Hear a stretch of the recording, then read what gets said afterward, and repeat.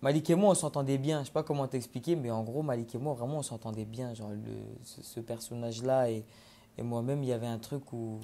Bon, je suis pas un grand menteur, hein, mais tu comprends que, genre, vraiment, si tu m'entends parler, etc., on est quasi pareil, lui et moi.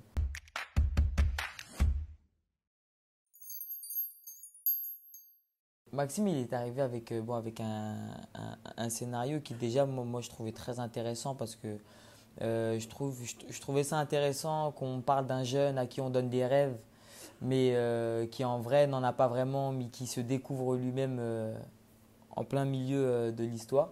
Je trouvais ça intéressant.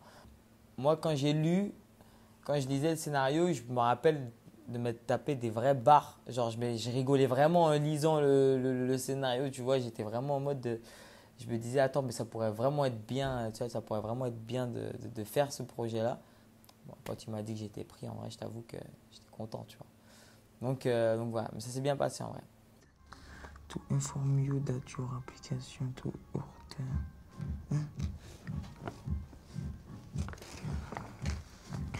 Three years film study program has been accepted. Justement, qu'est-ce qu'il raconte? C'est quoi cette lettre? University of California, Los Angeles.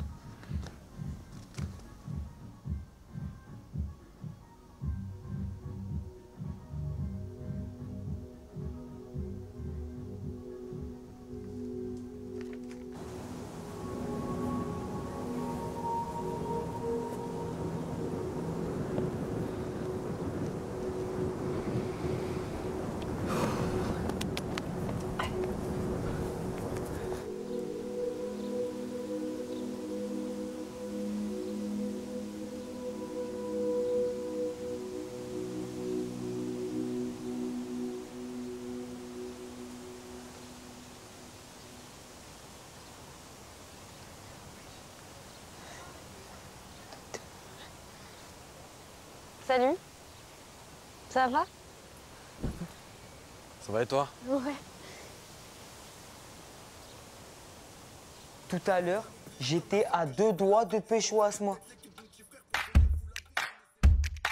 Moi, j'ai commencé en 2016, je crois 2015-2016, par le biais d'une association qui s'appelle Mille Visages. Et c'est une association c'est une association qui a pour but de démocratiser les milieux du cinéma chez les personnes qui n'ont pas vraiment de réseau, etc. Bon, ouais, ça s'est passé un peu comme ça. J'étais dans mon quartier, j'avais 15 ans. Et on est venu nous voir en nous disant venez faire du cinéma. Et puis on a commencé par faire un court métrage qui s'appelle Goubécon et qui avait fini du coup en présélection des Césars. Et ça avait un peu commencé comme ça. C'était un peu le début pour nous et on était très heureux. Et voilà, bon après avec le temps, moi dès que j'ai fait mon premier tournage, dès que j'ai commencé, alors que j'avais aucune idée de ce qu'était le milieu du cinéma, tu vois, mais dès que je suis rentré sur le tournage de Goubécon, à la fin, je m'étais dit, ça y est, c'est ça que je veux faire. Je venais de trouver, j'avais l'impression que j'avais une révélation et que c'était ce que je devais faire jusqu'au bout, quoi. Donc, j'ai continué, bon, j'ai travaillé et bon, j'espère qu'on va avoir des belles choses. On va avoir une belle suite, mais bon, dans tous les cas, l'essentiel, c'est de prendre du plaisir, quoi. S'il y a quelque chose que je trouve que je trouve fou, c'est la relation entre un réalisateur et un acteur. Moi, bon, je suis très content et je remercie la vie encore, mais j'ai fait pas mal de trucs et tout. Et à chaque fois que je me suis retrouvé avec un réalisateur, j'ai toujours découvert des nouvelles personnes, toujours découvert des nouvelles façons de travailler, etc. Mais moi, je ne suis pas quelqu'un qui… je suis pas un comédien qui dirait non, mais ça, j'ai pas aimé, ça, j'ai pas aimé. Je suis vraiment quelqu'un qui, genre, j'essaye d'apprendre à chaque projet que je fais. Et du coup, cette relation entre le réalisateur ou réalisatrice et l'acteur ou l'actrice, finalement, mais je trouve que c'est le b.a.-ba de tout ce qui pourrait se passer sur un plateau, etc. Il y a des choses qui sont… Après, c'est vrai qu'il y a des réalisateurs, il y a des réalisateurs et des réalisatrices avec qui je me suis beaucoup plus entendu que certains. Ça arrive. Mais jamais il y a ce truc où je me dis non, ça, c'est pas une bonne direction, ça, c'est pas une bonne direction. Il y a des gens qui m'ont appris beaucoup de choses.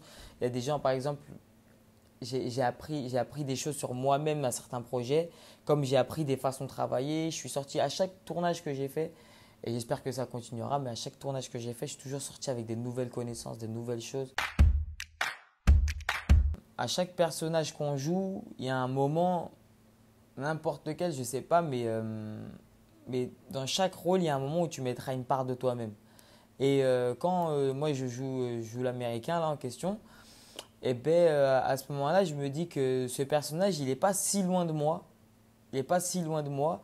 Donc la façon dont je me le suis approprié, je me suis plutôt approprié juste la façon dont lui il était, mais j'ai beaucoup matché aussi avec le personnage et avec ma propre personnalité. Donc forcément, je me suis approprié en mettant ma part, euh, ma part de moi-même à beaucoup de moments. Donc voilà. Mais en vrai, il y avait un truc qui était très…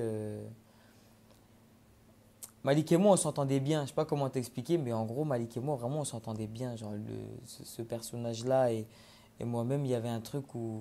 Bon, je ne suis pas un grand menteur, hein, mais tu comprends que, genre, vraiment, si tu m'entends parler, etc., on est quasi pareil, lui et moi. Je te dirais que moi, tant que je fais un… En fait, tu sais, tu as des rôles qui excitent vraiment au plus haut point, tu vois. Genre, des fois, tu as des choses… Là, par exemple, là, bientôt, je vais tourner un truc. Quand je lis le scénario, je me dis, quand je vais faire ça, je sens que ça va être une folie à faire, par exemple. Mais si, par exemple, je devais faire une idée de film, moi, j'aimerais bien faire un film où je pourrais et faire prendre conscience aux gens de la dureté de la vie et en même temps, leur faire rendre compte aussi à quel point c'est beau. C'est beau et c'est marrant et que la vie c'est marrant. Donc si j'avais un exemple typique, je sais pas, mais un film de guerre, j'aimerais bien faire un film de guerre. Un film sur la guerre d'Algérie par exemple. Un film sur la guerre d'Algérie, j'aimerais bien. Bon, après, où est-ce qu'on en est, qu'est-ce qu'on fait, tu vois. Le plus important c'est que moi je suis heureux en vrai.